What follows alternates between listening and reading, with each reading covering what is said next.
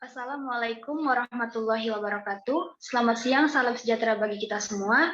Sebelum video pembelajaran ini dimulai, saya akan perkenalkan kelompok saya terlebih dahulu. Perkenalkan, kami dari kelompok 8 yang beranggotakan saya sendiri, Realita sebagai moderator, dan teman-teman saya, Yunia Rahmani sebagai pemateri, dan Partina Melia Astuti sebagai pemateri. Di sini kami dari kelompok 8 akan membahas materi mengenai akuntansi pajak atas liabilitas jangka panjang dan jangka pendek. Baiklah, langsung saja akan saya mulai. Materi yang pertama akan dibacakan oleh Saudari Partina Melia. Kepada Partina dipersilahkan. Kewajiban adalah kewajiban kini perusahaan yang timbul dari peristiwa masa lalu yang penyelesaiannya diperkirakan mengakibatkan pengeluaran sumber daya perusahaan.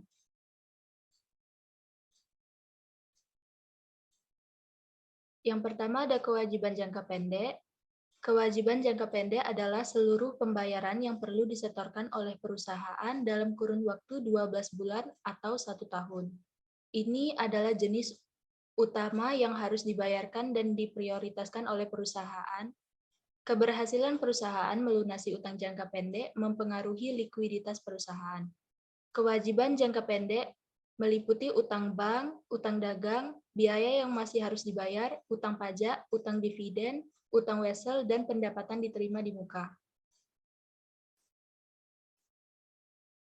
Akuntansi pajak atas utang bank. Jika wajib pajak memiliki pinjaman pada sebuah bank dan juga memiliki tabungan atau deposito, maka yang pertama apabila jumlah rata-rata pinjaman sama besarnya dengan atau lebih kecil dari jumlah rata-rata dana yang ditempatkan sebagai deposito berjangka atau tabungan lainnya, maka bunga yang dibayar atau terutang atas pinjaman tersebut seluruhnya tidak dapat dibebankan sebagai biaya. Yang kedua, apabila jumlah rata-rata pinjaman lebih besar dari jumlah rata-rata dana yang ditempatkan dalam bentuk deposito atau tabungan lainnya, maka bunga atas pinjaman yang boleh dibebankan sebagai biaya adalah bunga yang dibayar atau terutang atas rata-rata pinjaman yang melebihi jumlah rata-rata dana yang ditempatkan sebagai deposito berjangka atau tabungan lainnya. Berikut contoh soal. Pada tahun 2008, PTA mendapat pinjaman dari dari pihak ketiga dengan batas maksimum 200 juta dengan tingkat bunga pinjaman 20%, dan jumlah tersebut telah diambil pada bulan Februari sebesar 125 juta, pada bulan Juni diambil lagi sebesar 25 juta, dan sisanya 50 juta diambil pada bulan Agustus. Selain itu, wajib pajak mempunyai dana yang ditempatkan dalam bentuk deposito dengan perincian Februari sampai Maret 25 juta, April sampai Agustus 46 juta, September sampai Desember 50 juta. Dengan demikian, bunga yang dapat dibebankan sebagai biaya adalah Januari pinjaman 0, jangka waktu 1 bulan, jumlah pinjamannya 0. Februari sampai Maret, pinjamannya sebesar 125 juta, jangka waktu 4 bulan, jumlah pinjaman 500 juta. Juni sampai Juli, pinjaman 150 juta, jangka waktu 2 bulan, jumlah pinjaman 300 juta. Agustus sampai Desember 200 juta, jangka waktu 5 bulan, jumlah pinjamannya 1 miliar, jumlahnya menjadi 1.800.000.000 juta. Rata-rata pinjaman per bulan 1.800.000.000 juta dibagi 12 sama dengan 150 juta. Rata-rata dana Januari depositonya 0, jangka waktu 1 bulan, jumlah deposito 0. Februari sampai Maret 25 juta, jangka waktu 2 bulan, jumlah depositonya 50 juta. April sampai dengan Agustus 46 juta, jangka waktu 5 bulan, jumlah deposito 230 juta. September sampai Desember 50 juta, jangka waktu 4 bulan, jumlah deposito 200 juta, jadi totalnya 480 juta. Rata-rata deposito per bulan 480 juta dibagi 12 sama dengan 40 juta. Bunga yang dapat dibebankan sebagai biaya 20% dikali 150 juta dikurang 40 juta sama dengan 22 juta. Selanjutnya, akuntansi pajak atas utang dagang. Contohnya, tanggal 31 Januari 2008, PTA melakukan pembelian barang dagang sebesar 15 juta secara kredit. Utang dilunasi pada tanggal 28 Februari 2008. Jurnalnya, 31 Januari, pembelian 15 juta, PPN masukkan 1.500.000, utang dagang 16.500.000. Pada 28 Februari, utang dagang 16.500.000, pada kas 16.500.000. Selanjutnya akan dibacakan oleh Yunia Rahmani. Ketiga yaitu akuntansi pajak atas utang dividen. Pajak dividen adalah pemotongan atau pemungutan pajak atas laba yang diterima oleh pemegang saham, pemegang polis asuransi, atau anggota koperasi yang mendapatkan bagian hasil usaha. Mengacu pada Undang-Undang Republik Indonesia Nomor 36 Tahun 2008 tentang perubahan keempat atas Undang-Undang Nomor 7 Tahun 1983 tentang pajak penghasilan, Pasal 4 Ayat 1 huruf G tentang objek pajak adalah penghasilan. Pengumuman pembagian laba akan menimbulkan utang dividen, tetapi apabila pembagian laba dilakukan tanpa diumumkan terlebih dahulu, maka tidak akan menimbulkan utang dividen. Terutangnya dividen akan menimbulkan kewajiban pemotong PPh pasal 23 sebesar 15% dari penghasilan bruto. Contoh soal berikut, tanggal 28 Desember 2009, PT Abu mengumumkan akan membayar dividen tunai sebesar 15 juta pada tanggal 5 Januari 2009. Di sini ada 3 jurnal, yaitu yang pertama, jurnal untuk mencatat pengumuman pembagian dividen pada tanggal 28 Desember 2009, yaitu saldo laba 15 juta di debit, utang dividen 15 juta di kredit.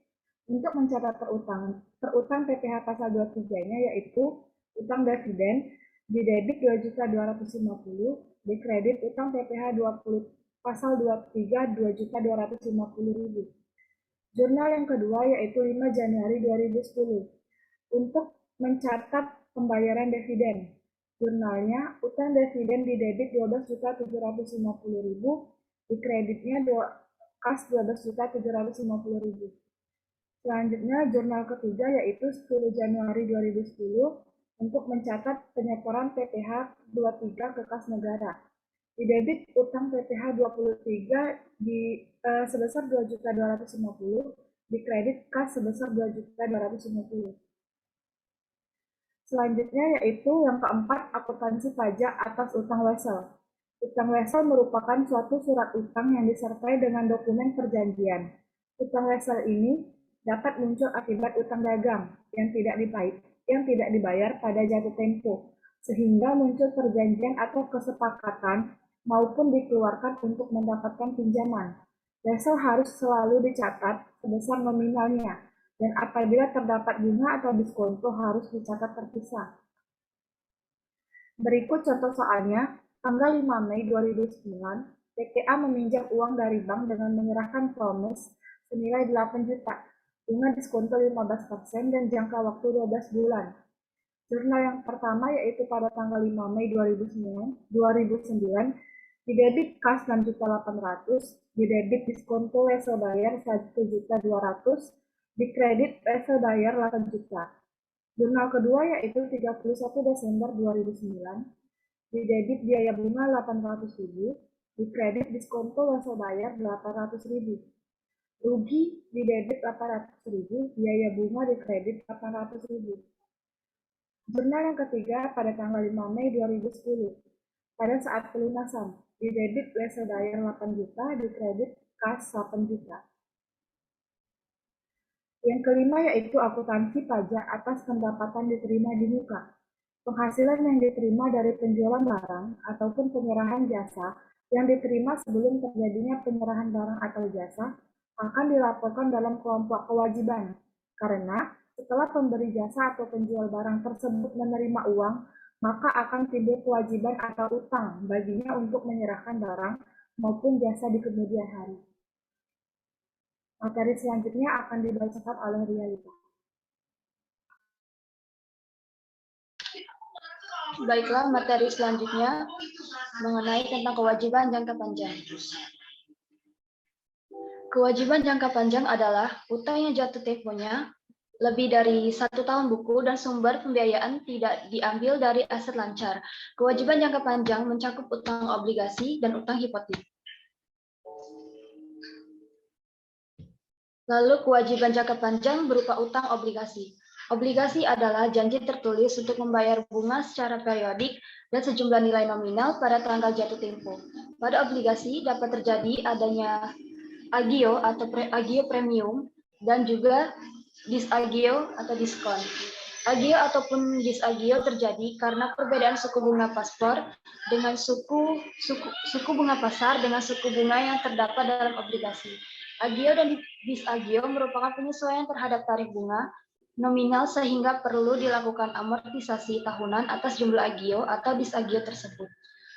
Yang ketiga, alternatif amortisasi, metode garis lurus dan bunga efektif.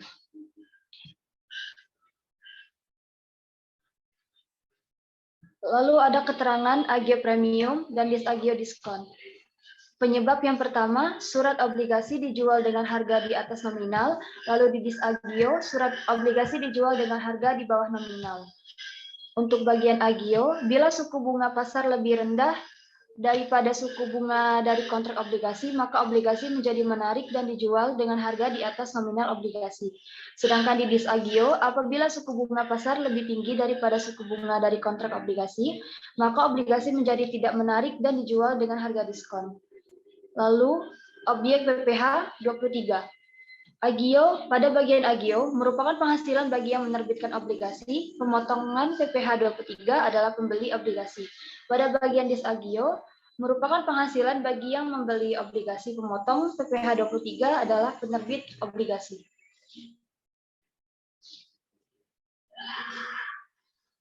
Adapun contoh soalnya, PT Arfa tanggal 1 Oktober 2008 menjual obligasi nilai nominal 12 juta kepada PT Raya seharga 10 juta dengan bunga 12% per tahun. Pembayaran bunga setiap tanggal 1 April dan 1 Oktober dengan jangka waktu 5 tahun. Obligasi ini tidak diperdagangkan di bursa efek.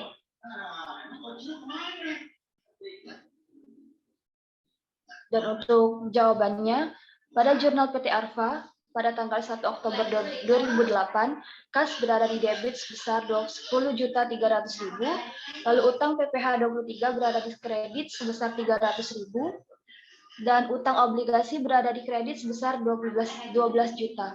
Lalu pada tanggal 10 November 2008, utang PPh 23 berada di posisi debit sebesar 300.000, lalu kas berada di kredit sebesar 300.000. Pada tanggal 31 Desember 2008, beban bunga berada di debit sebesar 360.000, lalu utang PPh 23 berada di kredit sebesar 54.000, utang bunga berada di kredit sebesar 306.000.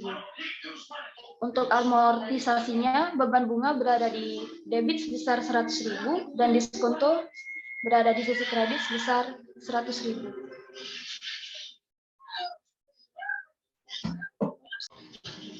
Baiklah, materi selanjutnya yaitu mengenai akuntansi pajak atas pendapatan. Materi yang pertama akan dibacakan oleh Saudari Yunia. Kepada Yunia, dipersilakan. Pengertian akuntansi pajak atas pendapatan. Yang pertama, kita akan membahas definisi pendapatan menurut PSAK dan perpajakan. Definisi pendapatan sesuai dengan PSAK nomor 23, yaitu penghasilan didefinisikan dalam kerangka dasar penyusunan dan penyajian laporan keuangan sebagai peningkatan manfaat ekonomi selama periode akuntansi dalam bentuk arus kas, atau peningkatan aset atau penurunan liabilitas yang mengakibatkan kenaikan ekuitas yang tidak berasal dari kontribusi penanaman modal. Penghasilan atau income meliputi pendapatan atau revenue maupun keuntungan atau gain. Pendapatan adalah penghasilan yang timbul selama dalam aktivitas normal entitas dan dikenal dengan bermacam-macam sebutan yang berbeda setiap penjualan. Penghasilan jasa, bunga, dividen, dan royalti. Pendapatan menurut perpajakan. Sesuai pasal 4 ayat 1 Undang-Undang nomor 36 tahun 2008 Tentang pajak penghasilan, objek pajak adalah penghasilan yaitu setiap tambahan kemampuan ekonomis yang diterima atau diperoleh wajib pajak, baik yang berasal dari Indonesia maupun dari luar Indonesia, yang dapat dipakai untuk konsumsi atau untuk menambah kekayaan wajib pajak dengan nama dan dalam bentuk apapun. Pajak pendapatan atau penghasilan adalah pajak yang dihitung berdasarkan peraturan perpajakan dan pajak ini dikenakan atas laba kena pajak entitas. Pajak penghasilan mengatur bagaimana entitas menyajikan dan mengungkapkan kewajiban pajak penghasilan entitas. Peraturan pajak dan standar akuntansi memiliki perbedaan pengakuan dan pengukuran pendapatan dan beban yang dapat memunculkan aset atau liabilitas pajak tangguhan yang harus diungkapkan dan disajikan dalam laporan keuangan atau PSAK 46, revisi 2010.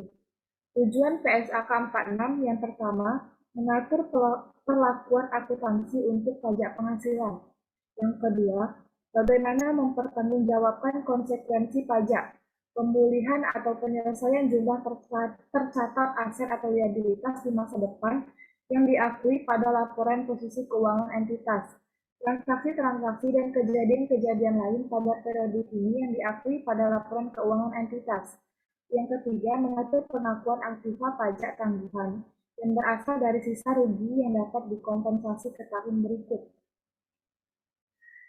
Pengakuan pendapatan dibagi ke dalam 4 bagian sebagai berikut. Yang pertama yaitu penjualan barang.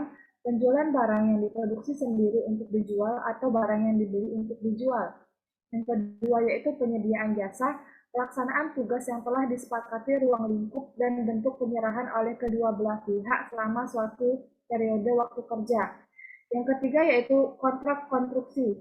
Pendapatan kontrak dan biaya kontrak sehubungan dengan kontrak konstruksi harus diakui oleh perusahaan sebagai pendapatan dan beban sesuai dengan tingkat penyelesaian aktivitas kontrak tersebut pada akhir pelaporan dengan menggunakan metode persentase penyelesaian. Yang keempat yaitu bunga, royalti, dan dividen. Materi selanjutnya akan dibacakan oleh Kartina. Pengukuran pendapatan. Pengukuran pendapatan secara akuntansi. Pendapatan dapat diukur dengan ketentuan sebagai berikut. Yang pertama, nilai wajar imbalan yang diterima atau dapat diterima dijadikan dasar untuk mengukur pendapatan. Yang kedua, mengukur pendapatan dengan nilai wajar imbalan yang diterima atau dapat diterima dan dikurangi diskon atau rabat. Yang ketiga, nilai wajar ditentukan dengan mendiskontokan arus kas yang akan diterima dengan tingkat bunga tersirat jika pendapatan ditangguhkan. Yang keempat, pertukaran barang serupa tidak dianggap transaksi yang menghasilkan pendapatan. Yang kelima, pertukaran tidak serupa dianggap transaksi yang menghasilkan pendapatan.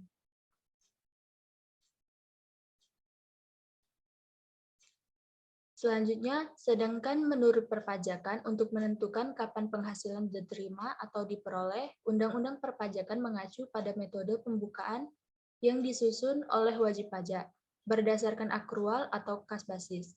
Akrual basis atau pendekatan akrual mengakui penghasilan pada saat penghasilan tersebut diperoleh, sedangkan cash basis atau pendekatan kas tersebut pendekatan kas mengakui penghasilan ketika penghasilan tersebut diterima. Kedua pendekatan tersebut akan menimbulkan perbedaan.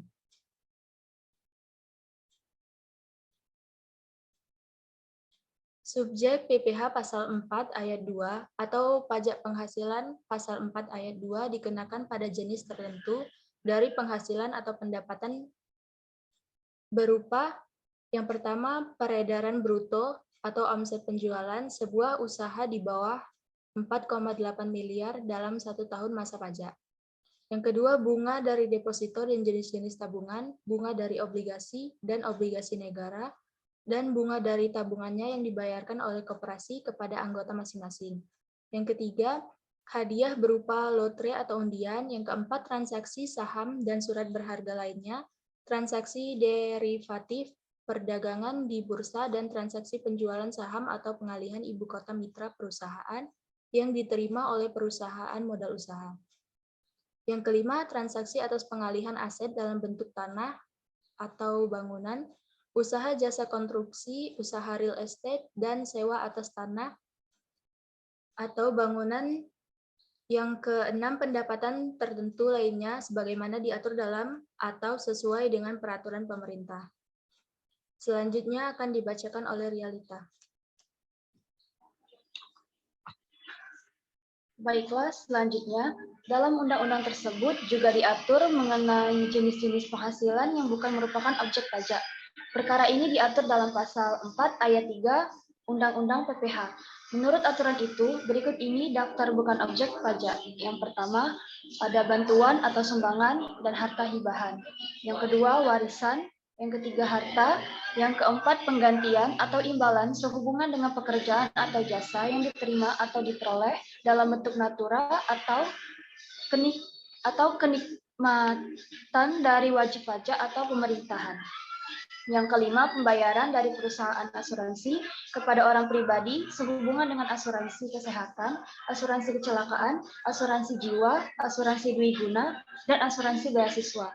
Yang keenam, dividen atau pembagian laba yang diterima atau diperoleh perseroan terbatas sebagai pajak dalam negeri, koperasi, badan usaha milik negara, atau badan usaha milik daerah.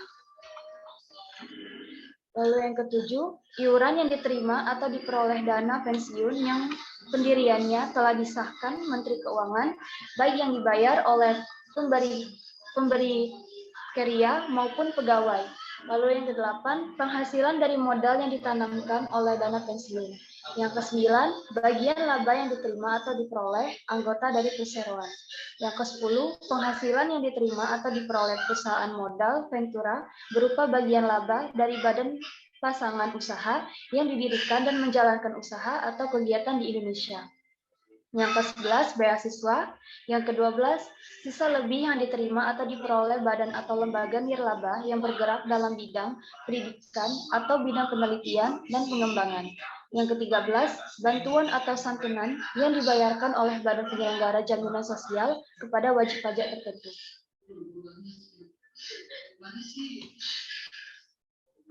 Lalu materi selanjutnya, perbedaan pajak dan akuntansi. Dibedakan menjadi dua, perbedaan permanen dan perbedaan temporer. Yang permanen adalah perbedaan substansi yang tidak akan terpulihkan di masa mendatang. Contohnya, biaya pegawai yang diberikan dalam bentuk natura, sumbangan dengan kriteria tertentu tidak dapat menjadi pengurangan penghasilan, biaya yang tidak terikat dengan mendapatkan, menagih, dan memelihara pendapatan. Perbedaan permanen dapat juga terjadi karena penghasilan yang dikenakan pajak final, seperti pendapatan bunga, sewa tanah, sewa bangunan, pengalihan tanah atau bangunan, transaksi di pasar modal, penghasilan yang dikecualikan, misalnya iuran pensiun yang diterima oleh entitas program Purna Karya. Lalu yang kedua, terdapat temporer. Temporer adalah perbedaan yang terjadi karena waktu pengakuan sehingga secara total nilai beban atau pendapatan sama, namun waktu yang pengakuannya berbeda.